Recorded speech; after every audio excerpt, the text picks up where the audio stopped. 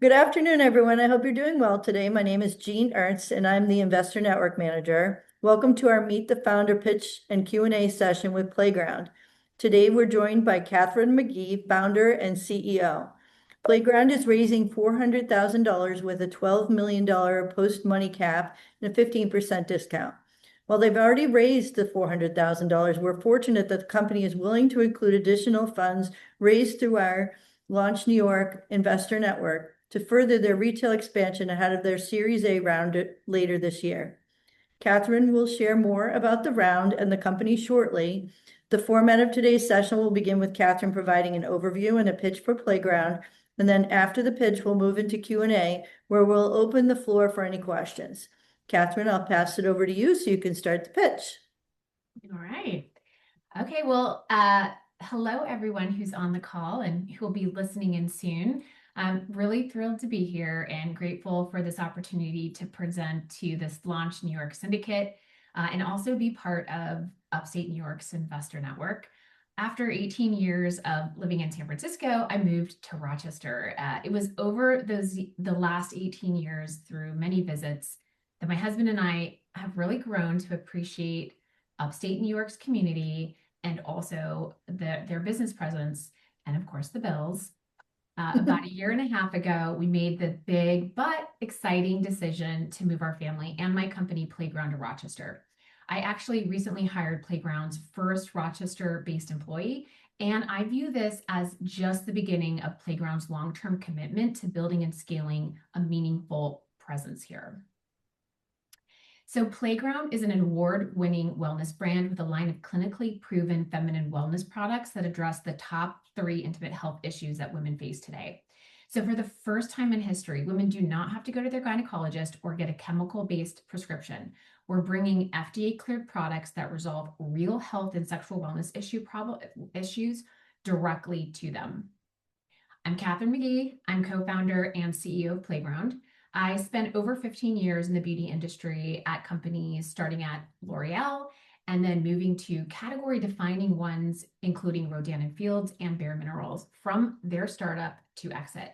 My focus is growth, marketing, and operations, and I've also held various executive roles prior to starting Playground. My co-founder and chief product officer is Sandy Vukovic. Sandy Vukovic also has 15 years of experience focused on product innovation and development. She comes from top-tier skincare companies, including Estee Lauder, Perricone MD, and was Sephora's first in-house product developer for their Sephora-owned brands. Finally, my third co-founder is Christina Aguilera, multi-award-winning global musician, artist, and businesswoman. Christina has a deep passion for improving women's health and changing the sometimes negative stereotypes that have associated with us, and joined us on this journey as a co-founder, from before we launched. And together we saw this glaring white space in this massive market and decided to bring our talents together across brand building, product innovation, and cultural reach to start Playground. 300 million women today use intimate health products globally. It's already a $400 billion plus market. Feminine intimate health issues are not new. 7 out of 10 women experience some kind of issue daily, weekly, or monthly. Yet since 1975, there's been virtually no innovation. These products are made from mass chemicals and have been sitting on our shelves since our grandmother shopped them. But this is not okay to today's generation of women. Women don't just prefer, but today are demanding better, healthier products that improve their daily vaginal health. For example, women 40 to 50 state that perimenopause and menopause is their top health concern. It's not about sexual wellness. This is about hormonal aging. And this is creating a tremendous growth and opportunity. The broader category is expected to reach $577 billion by 2030. Menopause and discomfort as a subcategory alone has a 5-year, 16% compound annual growth rate. And this should not be surprising to any of us, whether we're a man or a woman. Like skincare, dental care, and weight care, women open their wallets and catalyze massive markets in pursuit of better health and wellness. Playground directly addresses this market with targeted solutions that we have built to meet women's specific needs by age and by life stage. We started with 6 proprietary formulations.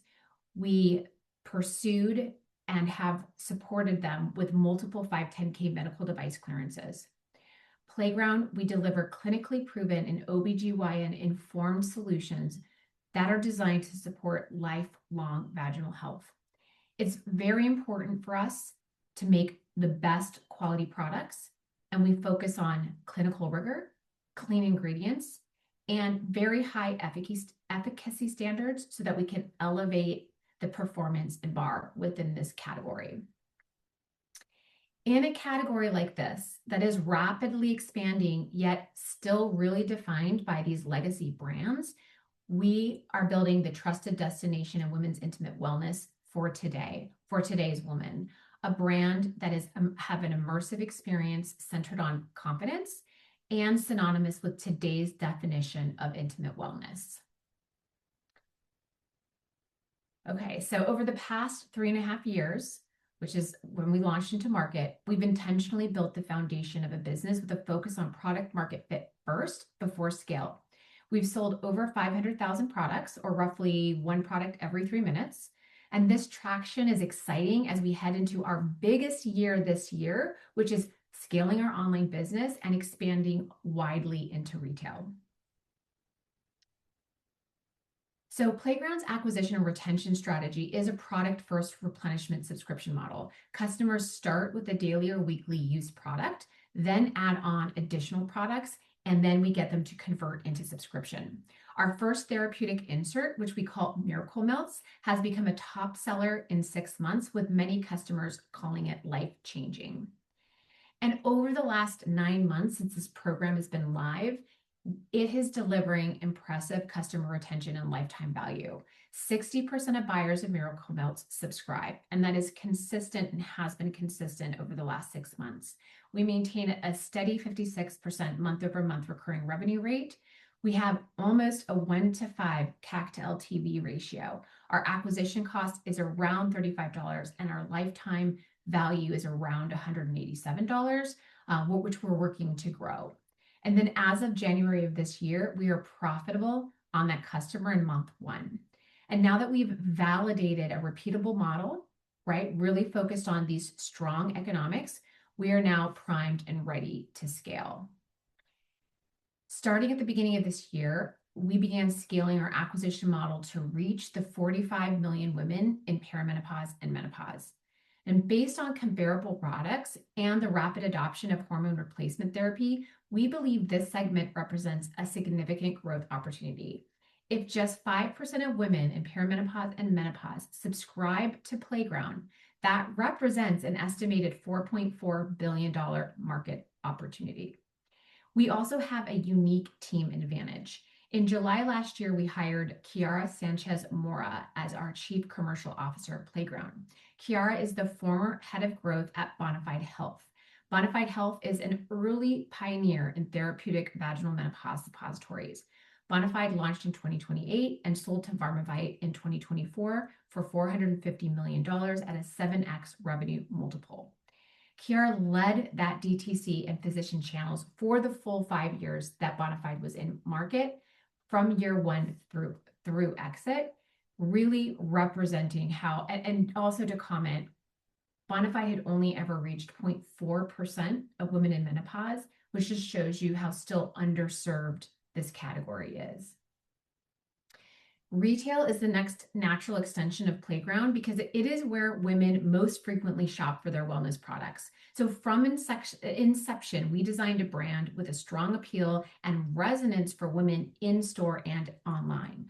On April 17th of this month, we're so excited, we launched into Ulta Beauty. Ulta Beauty is the largest specialty retailer for store for women in America.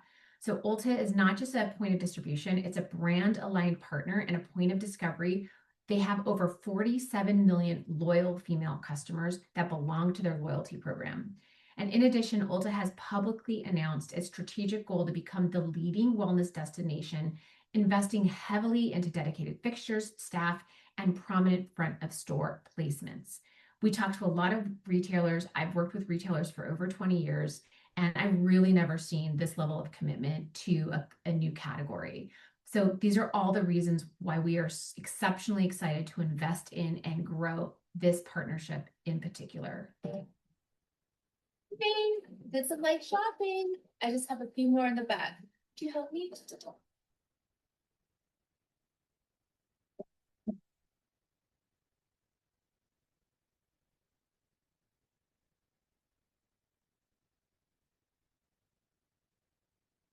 So in November of last year, we were awarded 400 doors into Ulta with an estimation of selling 10 to 15 units per month per door, with first year sales we estimate, and Ulta estimates, to be between 749,000 and 917,000. However, in February of this year, we got this call that we are actually moving into 1,400 doors with top shelf placement. We also learned that our product Miracle Melts was taken into the Ulta board meeting and positioned as Ulta's big bet for 2026. So it's incredibly rare for a new brand to be able to move into Ulta with this sort of level of a commitment, but it really does show Ulta's commitment to the space, to the category, and a playground. This has increased our projections dramatically, with the planned unit sales between 126,000 and 189,000, and projected Ulta revenue between 2.4 million and 2.6 million this year. And beyond Ulta's invitation, Playground was also accepted into CVS into 3,000 doors, and we became a premier partner brand of MIDI Health. MIDI Health is the leading women's menopause telehealth platform, and we launched with them in January.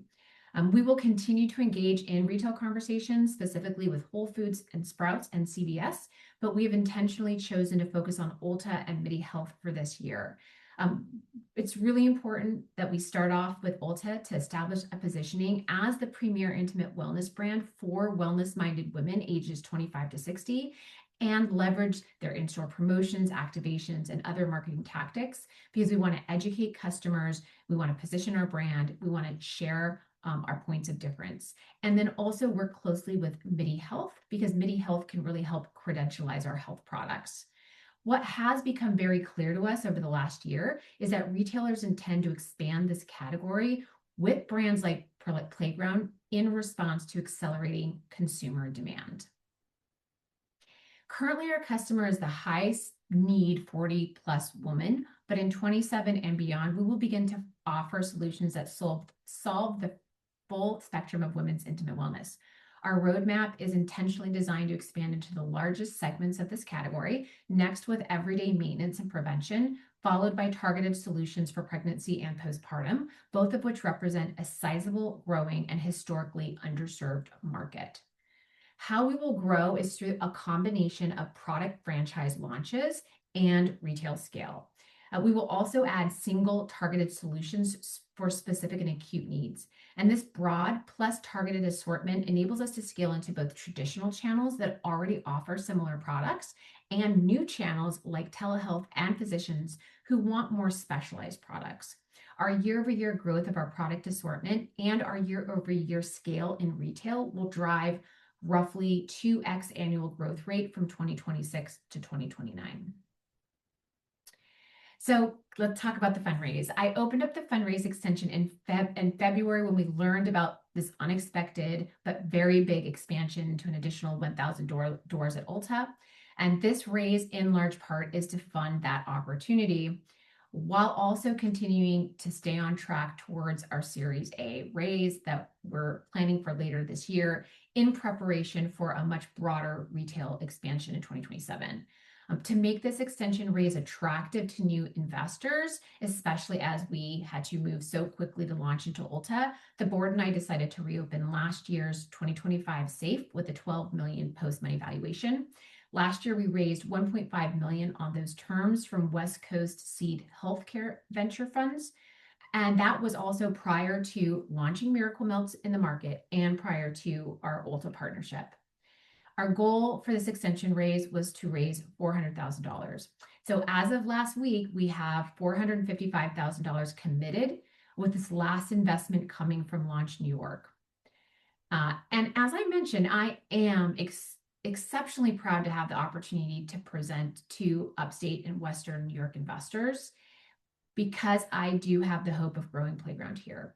So in talking with the group at Launch New York, I'm extremely excited to extend the round further exclusively for the Launch New York member community. Given our strategy to raise a Series A in the next 8 to 12 months, this will also be the last round for angels to participate in that Playground raise. So the $400,000, it enables us to really support the Ulta expansion in a way that myself and my team know how to do in a premier retailer. It also ensures that we can continue the right amount of investment into our monthly acquisition program as it's performing so well. And we really want to lock in and grow that while protecting our runway. It ensures we stay on track to launch also new upcoming products, two which I'm very excited about, including a first of its kind hydrating intimate cleanser with a proprietary complex that we created called Hydro Pro 3, and a really innovative new product that helps to repair vaginal tissue, to reverse vaginal menopause, and prevent all those disruptive symptoms that women in menopause experience. Both of these products are first of the kind. Both of these products are, especially the second one that we call Advanced Nighttime Repair, very, very unique and innovative in the market. So these additional funds will be extremely meaningful as we can do something that nobody in the category has done before, which is conduct consumer clinicals that can demonstrate that our products have superior performance, that they have the ability to really solve these needs that women have, and further build trust with consumers and physicians. A little bit about Playground. Thank you so much. Thank you, Catherine. That was very informative. At this time, we'd like to open the floor for any questions. Hi, Catherine. Steve Nikosha, good to see you. You can hear me okay? Yes. Okay, sorry, got here a little late. So it's a category that's probably not well known, and I think there's only one competitor out there. How do you know, plan to address like educating the market and also marketing your product at the same time? Are you using influencers or do you have other plans? Yeah. So it's funny having launched brands and businesses, whether at big companies or large companies, when you see an opportunity that's sort of this big, even though maybe, not everybody's quite aware of it, you sort of assume that there's going to be competitors coming to market. So, we build a very long-term product roadmap in order to make sure that we continue to lead in innovation and in brand building. The other thing I would say is that awareness is happening at an extremely high velocity. A recent statistic said that like in 2016, 2018, there was a total of 15,000 hashtags using the word menopause. Last year, there were 6 billion hashtags using the word perimenopause and menopause. Right now, if you are 35 and up, this is in your daily lexicon. So we started Playground knowing that this massive, tectonic shift was occurring, and that was the wave we are riding. But yes, we do lean into social is really important. That's where the conversations are happening. We do work with influencers. With the launch of our new wash, will enable us to very much focus on TikTok as a channel. TikTok is one of the most highly productive acquisition channels that exist today. And then also we lean into what we call profluencers. So these are credible physicians, pelvic floor therapists on social that help educate women as well. Great, thank you. Hi, Catherine. This is George. Welcome to Rochester. You and I are definitely grabbing coffee because we have some things in common that I can explain later. I'll reach out to you. Oh, yeah. All good stuff. But fantastic presentation. absolutely the right approach to a very underserved market. I don't think people talk about it enough. And it might seem weird that a guy is telling you this, but being being one of the few gay men in the group, I got to tell you, my women talk to me. And Yeah. I've had my women focused on strength, balance, and nutrition. Mhm. And by doing that, it helps, not 100% obviously, but it helps stem the effects of the perimenopause. And I see this as such a great complement. So two things. One is a question, and that's out of the impressive, out of the good sales you guys have had, what was the attraction? What was the go-to product or products that got people in at first? So it's like, is there a certain percentage majority that out of that, out of all the sales you've had? So, that I mean, I people love bought? all that you've said because in a, this is not a new issue. It's just one that's It's been not. undereducated. And what we've really seen is the democratization of this conversation on social, tied to the fact that now today, unlike 30 years ago, women are living 30 years past menopause, and we're living younger and more youthfully. So this is all about longevity. And then the more these doctors have been talking about it and women are talking about it, it's just become very clear that this is a really key part of your overall health and wellness. And so that's sort of the bigger opportunity. We made an early decision to do two things: to really focus on the root cause of the issue, where traditional categories that are now being disruptive, and I think honestly just going away, band-aided the solution, or really, were launched, no offense, by men who were sort of looking at it from their Oh, don't get me perspective. started. Yeah. So, but this, by the way, guys, we want this to still be like underviewed by investors, right? Because we want the investments to come to Playground. We understand it.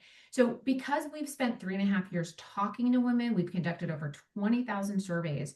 We really started peeling back that onion to identify what are the best products for her.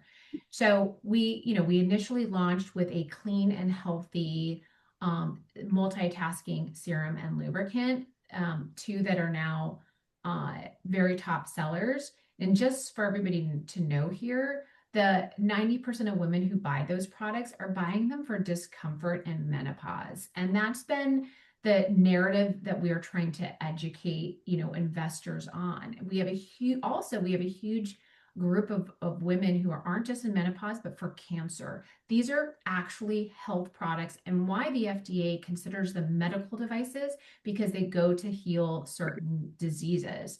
We also have one product that's been clinically proven to reduce or prevent urinary tract infections.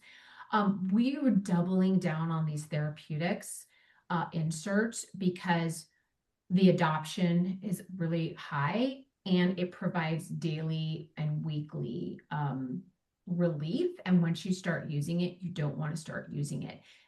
I'm so excited about the manufacturing and innovation side of the business, because I think we can create a huge moat around it. We were in Florida talking to a new manufacturer where we're going to be creating net new formulas that don't exist today, that I think will actually revolutionize vaginal menopause. Yeah. And along those lines, in building the moat, I wanted to just talk quickly about the retail strategy. I'm a retailer born and bred. We can get into my history later, but the one thing I do know is that, especially in a space where you're trying to educate, I appreciate that you have the great, expansion in CVS and whatnot, but I was happy to hear that you're going to focus on Ulta, because Ulta, to me, number one, from a brand value standpoint, it seems to fit with exactly what you're trying to do. And two, Ulta seems to want to invest in making it specialized and educational, because there's a certain level of intimacy you need in the retail space for this type of product at first. And CVS, Walgreens, all that, they might be huge, but they don't provide that level of intimacy or commitment. You can probably guess that I was at Apple for over 14 years, building out their retail stores since 2003. So I know about, that's how we curated our accessories. That's how we sold our products. That's how we taught people. And it was tough because we were looking at people's sensitive data, and that's how we sold our products and helped people transfer their data and set up their computers and phones and iPads and all that other fun stuff. So I see similarities there where you've got this wonderful opportunity with a retailer. And I feel, from what you're saying so far, and I did a quick stint with Ulta years ago, and we talked about, is it about being, broad, or is it about going deep? And I'm happy to see them going deeper now, because that really, to me, is where you could eventually, as you scale, the ideal would be you have your own little zone, and you have somebody there that's really well educated, knows about the product, and women can come in, and there's no, looking around CVS sneak this and see. No, you go into Ulta and it's this really comfortable, really healthy atmosphere. Your direct consumer will still be huge, but there's a Warby Parker play here where your retail could equal or overtake at some point, done in the right way with the right retailers. And if I were to add, the word that we use here at Playground a lot is intentional, right? We obviously have a lot of background, but we don't borrow playbooks. We create our own playbooks. And I think our launch with Ulta is intentional. 3.5 years in, it would have been very easy for us to jump in bed with CVS. But we took a step back. We were making, I think it's harder to say no than it is to say yes. But we want to do that. And we do the analysis. We talk to all these other founders. We know how CVS can perform. We know that Amazon is actually kind of killing them right now. And also I've developed very strategically and purposefully a very good relationship with the head of wellness at Ulta. And so that's going to help, I think, just from the retail front. Like I told her, and of course we leveraged Christina here, where I said, we need to build awareness at Playground. And also I want to help build wellness awareness at Ulta. So let's come together and do, blockbuster social campaigns. So when we started launching Playground, we're the first intimate wellness brand that Ulta has ever launched on their social platform. So, for us, it's because we're so intentional in how we create the creative and how we connect with women. We want to be there where we meet them. And we know this category is, we see all the signs of disruption, and we want to be able to pace ourselves, again, very intentionally. But I agree with you. I mean, we see a world in 5 years where every woman has an intimate care daily routine. We know postpartum women have more issues than even menopause in their first 6 months, and a higher willingness to pay. And it's because of the stigma and lack of, funding in the future that these problems have not been solved. And so we're so excited to bring our talents together. Sandy, Christina, and I talk about how we're so glad we don't make lipstick anymore. That's not the opportunity. This is so much bigger. And we're also building more talent in the team. We just brought on the former CFO who worked at Sephora and True Botanicals, and really just leaning into some top talent as we scale. Hey, Catherine, you just mentioned that I lost my train of thought, but you when you were talking about postpartum, and when you showed that slide, it had an RX next to it. Can you talk about what that means? Yeah, we love product, okay? And we love product because nobody's doing it in this space. So Sandy and I used to work together. We've known each other for 18 years. And our job was to create best-in-class skincare products that could heal and reverse damage on your skin tissue. And that's really how Playground was born, when we realized, oh my gosh, we can use maybe certain ingredients in certain manufacturing processes to create products that help to heal and reverse the damage of vaginal dryness and vulvovaginal atrophy. So oh my God, I just got so excited about telling you that. Can you repeat that question so I could answer? It was the RX next to postpartum. So our roadmap is pretty far. Even though we sell directly to consumer, we are a medical device company. So we have to plan out pretty far and be thoughtful about which products will get the 510(k) clearance and which won't. So for us, we really see we are already launching a test pilot program with physicians and pelvic floor therapists. And we see an opportunity to do a line dedicated to doctors, like a specialty line where we can really lean into certain ingredients that maybe a doctor could sell versus us communicating to the consumer. So it's not prescription based. It's just a like almost like a skincare line sold directly through doctor offices. This would be an intimate wellness line that we could offer directly to doctors. We see a huge opportunity with doctors, so that's why we're pilot testing it this year. And then as that world sort of changes and evolves, be right there when they're ready to, when all the OBGYNs are talking about it. Good, thank you. And we just have one question in the chat about your sales for the first 4 months of this year. Yeah. What are they? I can send you exactly. We're right on track. But I will actually send you the forecast and then the actuals so that you can show. Post it for the And then investors. one of the things we did do, and by the way, we had two things though. We were supposed to launch end of March in Ulta, but then we actually didn't launch until April 17th as a starting point. So we're actually still rolling out Ulta. So we're probably going to see a little bit of that shift in revenue. And then one of the things we really look at is our CAC to LTV ratio. So we set a budget for every month. Let's say it's $30,000. And then we track, did we acquire that amount of customers? Did our CAC stay? So those are the things we're actually most concerned about, and we're radar focused on those performance. And then I think those are probably the two caveats, but I'm happy to send on the exact specific performance, like revenue numbers. Okay, and then just to follow up, we have a couple of questions about subscriber trends and points of friction. I actually have a slide here in the addendum that kind of shows. So we lean into AI as much as we can. We lean into the type of apps that help us monitor our business. We use a app called Recharge, kind of the best one out there. And so this is actually every cohort that we brought into the business, and we try to look at their lifetime value. So for example, in month 1, very early on, we had 75% of our subscribers stayed on, and by month 3, 25% stayed on.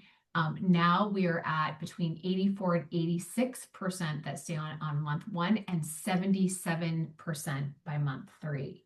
So what we do is we look at that waterfall and try to interject how we're increasing them. We are also doing real interviews with our customers so that we can identify sort of where the break is in that. From a weak spot perspective, what I'd say is we've been growing it so steadily month over month that we're focused on how to make it better. When it stops growing, then we can kind of start focusing on what if there's an issue. Our average LTV is 187 because it blends non-subscribers as well. But actually, if you look at just subscribers, so people who joined, which is why we really want that high join rate, it's a $296 lifetime revenue for subscribers. So we definitely, and by the way, I love this. For anyone who knows what the Bare Mineral Starter Kit is, that was my baby. And we got it to 24 repeat purchases before we just stopped tracking it. So this is really fun for us. That's great. Are there any other questions out there? I'll let somebody else chime in. I'm going to ask another follow-up question. So in terms of, I like the subscription model. That's fantastic that you've implemented that. Are the retailers a little bit nervous about that? Because of course, subscriptions, I'm sure they sign up on your website. I'm guessing you ship direct to the consumer, but they might have found out about your product through, say, Ulta. And the second question I have is more about scalability. So let's say I expect Ulta is going to go really well for you. So how fast can you scale up to meet the demand that's going to come? Two very good questions. So the first one was focused. Was more about the subscribers and right. the retailers, you know. I mean, the world of DT, every brand has a DTC, right? Every consumer brand has DTC. Yeah. More in sort of in beauty and health and supplements versus like food. So retailers are very comfortable with it. They just want you to meet their goal. And then if you look at like when I was at Bare Minerals, there was a 1-to-1 ratio. The more top of funnel ad dollars that we spend, it would drive one person to our website and one person to Ulta. So what they're really more focused on is what's your top of funnel marketing strategy, what's your ad strategy, and how is it going to grow my business? Other than that, they just want you to grow and they want you to be healthy. And then in terms of scaling product, it is, for us, Ulta is about getting more newness on shelf. And so we're already talking to them about creating exclusive bundles, et cetera. We want to grow shelf space. But of course, it is 3.5 years. We're growing a little bit faster than most people, but we're still young enough where it's hard to get really high quality inventory loans, working capital at interest rates. So when we started scaling into Ulta, I actually went to our sort of private angel group and I said, here are the offers I'm getting for inventory loans. I'll let all those other little brands take them, but I think they're horrible. I don't want to pay that interest rate. So actually some of our private investors stepped up to provide us this working capital loan that we're using right now. And with this new CFO, who's actually has a lot of experience from this, call it seed on growth, it's going to be a focus on working capital and trying to make that as efficient as possible. Nice. It is actually I'll give a shout out to Kick Further out of Buffalo that does inventory loans. So I'm not sure. I think the more established you are as a brand, the lower you'll pay us. So they're worth looking at. But in terms of manufacturing scalability, if demand really starts to pick up, the manufacturers can deliver. Yes, but of course, so and my business partner, Sandy, I don't talk enough about, but the reason why we partnered is because I viewed her as one of the best product developers in the beauty category, outside of maybe the CEO of Bare Minerals, which is Leslie Blodgett. And so this is what she's really, really good at. So we have 2 manufacturers right now, and we're working to pull in a new manufacturer as backup and likely move more to this manufacturer because the cost of goods is better. To me, this is very critical, even at our early stage where I think most brands aren't thinking about it. We want exclusive rights to our formula. We want them to be proprietary. We want to own the clinicals. And then if we want, also own the 510K, because that's what's going to create a moat. So every time we engage and we go in person to these manufacturers, that's what we're negotiating and getting contracts so that all of our new development and formula cannot be accessible by competitors. Nice. Thank you. I love these questions. Are there any other questions out there? Anybody else in the audience here? If not, then I'm going to hop back in again because there's a couple of brands that, I've come across, Womaness, and that you mentioned, I think you called it points of difference. Yeah. And I'd be interested to hear, what's different that you're doing versus what they're doing and, Mm-hmm. So while of course, I think Jean, you even said it, you kind of have to run your own race, and that's what we're doing. And I think by doing that and being so in touch with our customers, we sort of are seeing the future of the product development in a way that not a lot of people have. And as a stat that I'm also very proud of, 52% of buyers on our website have never bought any of these products before. So we are giving them permission and empowering them to step up and solve their health problems when other brands have tended to sort of like shame them. So the legacy brands, they still own the shelf space because they have deep pockets, but they're becoming widely irrelevant. So we look at Ulta, they didn't even ask any legacy brands to come on, right?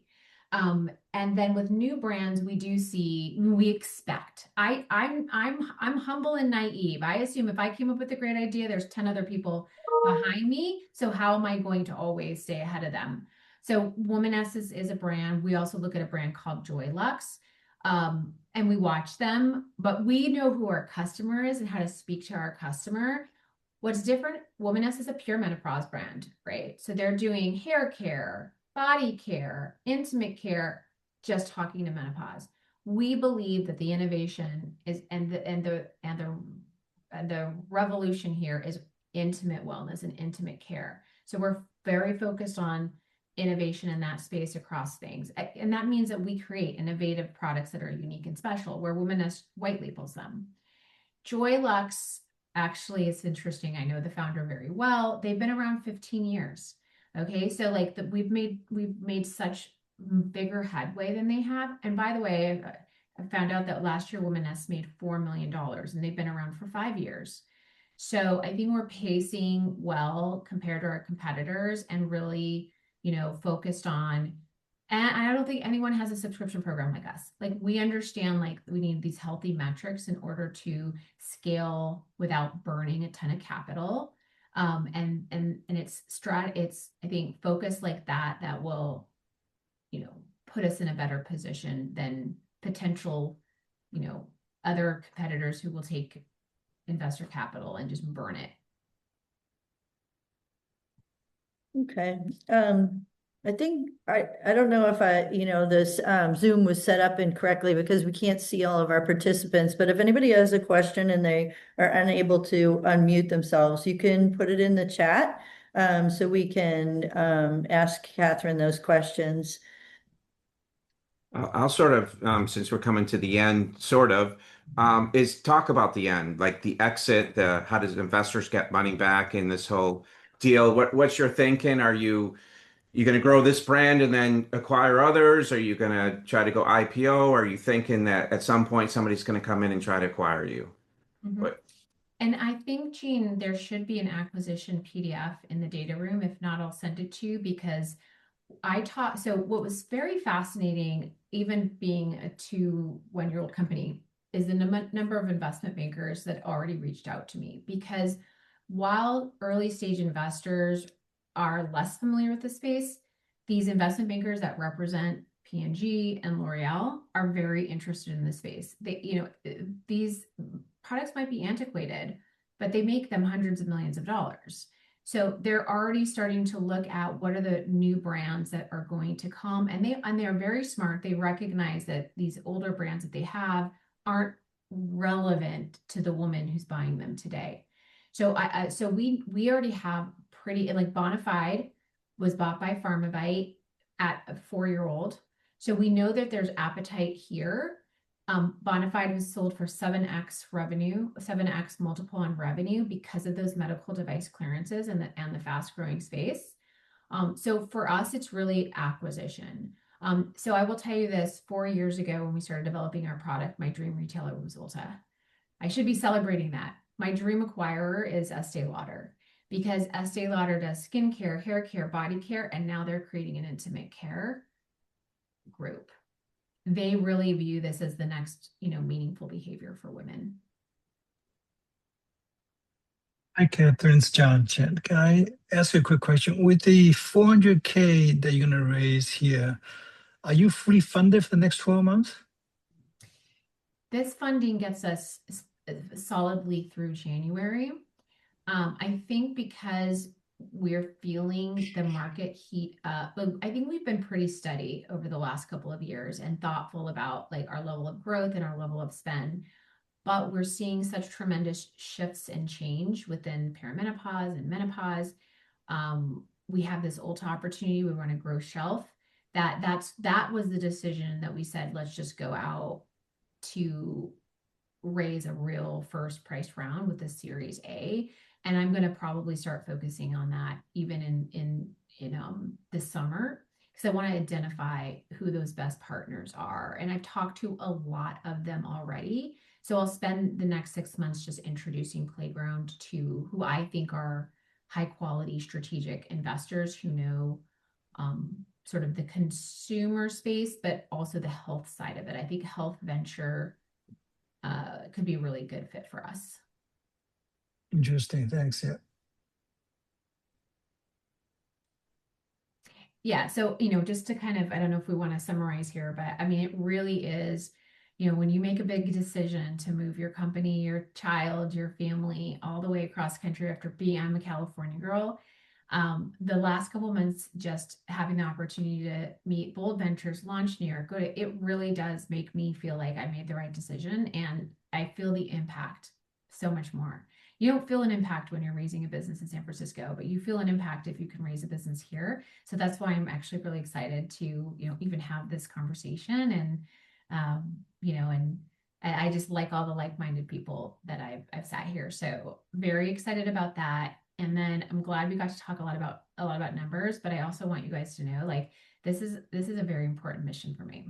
I talk to women all the time. I talk to women who have cancer. I've talked to women who have had their ovaries removed, and the need is so large. And, I think we have to be like confidently, step in and not just take down this opportunity and doing it in a way that is brand right and growth right, but it really is going to, I think, change the way women age. Excellent. Well, we appreciate that you've been working with Launch New York, and that the Investor Network members have an opportunity to participate. With that said, we're seeking to secure all commitments in the next couple of weeks. If you're interested in making an investment or reviewing due diligence materials, you can log into Venture 360. As always, please feel free to reach out to me with anything. I can answer questions or help you walk through the files in Venture 360. We also continue to grow the Investor Network. So if you have any friends or family who you think might like to be a member, please reach out. In the follow-up email, we'll include links to the recording. And Catherine, thank you for all your time today. We appreciate it. And oh, Jeffrey, are you trying to ask a question? I was or I am. Thanks very much for noticing, and good to hear you, Catherine. It's Jeffrey here. Unfortunately, I'm on my phone, so I can't actually see anything. But I did want to take one last moment to ask, with regards to your marketing spend over the next 12 months, how are you targeting the men who are in the lives of these women who will be benefiting from your products, right? I mean, clearly, I'm a fan, and am already solidly involved in promoting, to the extent that I can, by word of mouth. But I do think that there's some responsibility on the part of, we men who have wives who are going through perimenopause and dealing with some of these challenges. And your company is called Playground for All, right? Ultimately. So how are you sort of reaching out to that segment of the population that could be promoters, but who might see this as a women-only issue when in fact it's not, right? And so I should feel comfortable going out and buying these products for my wife, and so should others. And this is kind of, I guess, the surface that I'm scratching, and just want to get your feedback and input on that point, because of course you got a lot of men on this call too, right? So just take this opportunity to speak to the other half. So two things that we found. So about 20 to 25% of our buyers are actually men. And it's because we're seeing this attitude shift that I call the me to the we. And, so we are seeing these generational attitudes really make an impact, which we love. At the same time, marketing dollars, that CAC to LTV is absolutely vital and critical. And so our dollars are focused very much on who we think is going, how do we spend that money to acquire the customer? And we, old days, you'd build out who your target customer is. You don't even have to do that anymore, because you have these, AI-driven meta ads that do it for you. So right now it is about efficient growth. It's about early adopter growth, identifying based on those psychographics and wallet. And then also, how do we build that brand for, within Ulta? So no, it's not like we won't eventually want to communicate to men or create some communication channels, do some PR around it. We absolutely do. We think about it all the time. We just we know what we need to do to win in this space, and so we're kind of focusing our dollars on that. But yeah, no, I know, I love it. I think what you're hitting on is something super important, which is like men and women are into it in it together for the first time, and women are comfortably taught. Like everyone's heard about perimenopause now. That did not exist 10 years ago, and their wives are telling their husbands. So that is one of many indicators of how people will be approaching their health at different life stages. Thanks so much for that. All right, signing off. I do appreciate it. Appreciate the update, and I'm very confident that things are going to keep moving in the right direction. Thanks for joining us, Jeffrey. It was nice to hear from you. Likewise. Okay, so if are there any last minute questions? Like I said, we will be sending out the replay. And if you have any friends and family who you think would want to be investing in this exciting opportunity, please reach out to me. And I hope everybody has a good rest of your day. Thank you, Catherine, so much for your time. We appreciate it. I think George owes me coffee. I think I heard about that. Yeah. And then also, okay, go Bills. Go Sabres right now. And go Sabres. Yeah, I will be in touch for sure. Great. Go. Talk to y'all soon. Thank you. Thank you. Bye. Cheers. All right. Nice job.